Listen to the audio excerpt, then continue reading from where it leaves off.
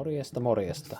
Se olisi tänään luukku numero 14 ja katsotaan mitä sieltä paljastuu.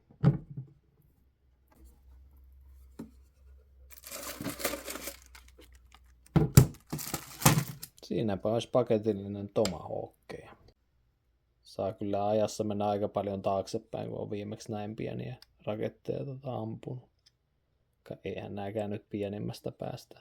Varmasti jotain keppisettejä. Pienempiä.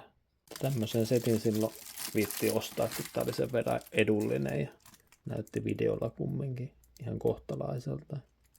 Ihan mielenkiinnosta saa sitten testailla.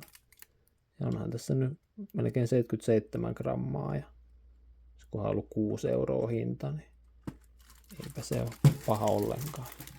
Ei kai siinä, kun seuraavaan päivään. Heippa.